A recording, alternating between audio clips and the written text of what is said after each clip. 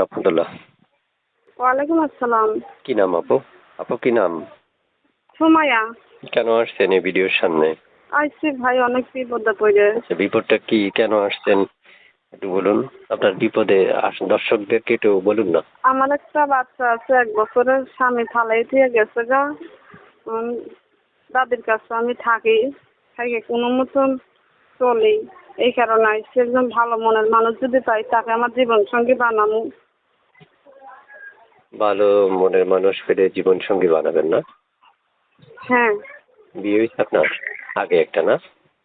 হ্যাঁ, বিয়ে হয়েছে, একটা 1 বছরের বাচ্চা আছে। তো স্বামী রেখে গেছে কয় বছর আগে? স্বামী গেছে তো 2 বছর আগে। 2 বছর আগে? হ্যাঁ। বাচ্চা গর্ভে ছিল?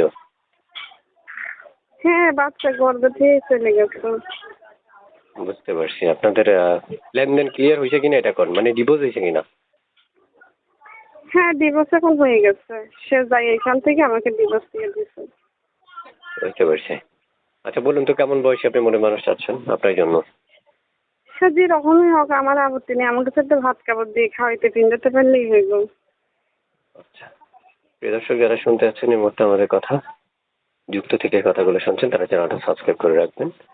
আগে থেকে করে রাখলে অসংখ্য ধন্যবাদ জানাই, এবং প্রত্যেকটা মানুষকে আমি বলবো আপনারা চ্যানেলটা সাবস্ক্রাইব করা পর্যন্ত, সাবস্ক্রাইব যখন করবেন তখন ওনাকে ফোন করবেন। এরপরে ফোন করলে উনি ফোন রিসিভ করবেন। আপনি কল রিসিভ করবেন না কেটে দিবেন? আপু কথাগুলোর উত্তর একটু তাড়াতাড়ি করে দিবেন, মানে আপনি কল রিসিভ করবেন না কেটে দিবেন? হ্যাঁ। কল কি রিসিভ করবেন না কেটে দিবেন? না, কল রিসিভ করবো। এই নাম্বারে ইমো আছে? নাই মো নাই। এই নাম্বারটা কার? হ্যাঁ, আপু এই নাম্বারটা কার? আপনি আমার কথা বুঝতে পারছেন?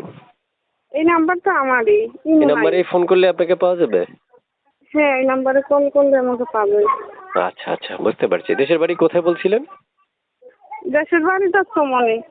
দর্শক শুনতে পেরেছেন, আমি যতটুকু সম্ভব ততটুকু উপস্থাপন করেছি। বাকি তথ্যগুলো কালেক্ট করলে তো সেটা হচ্ছে আপনাদের দায়িত্ব। আপনারা ওনাকে ফোন করতে পারেন, ফোন করলে উনি কথা বলবে আপনাদের সাথে। প্রত্যেকটা মানুষ আসলে চায় তার মনের মানুষটা অনেক সারা জীবন তার পাশে থাকুক।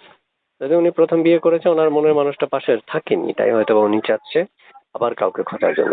আমি তারপর আপনাদেরকে বলবো আপনারা ফোন করুন। ফোন করলে আপনারাই তার সাথে একটা কথা বলে হচ্ছে তাকে আরো বুঝতে পারবেন, চিনতে পারবেন, বা তার সাথে যদি আপনি অন্য কোনো সম্পর্কে জড়াতে চান তাহলে সেক্ষেত্রে তো আপনাদের দুজনেরই ডিসিশন। ঠিক আছে আপু, ভালো থাকেন। আল্লাহ হাফেজ। আর কিছু বলবেন? আচ্ছা, না, আল্লাহ হাফেজ।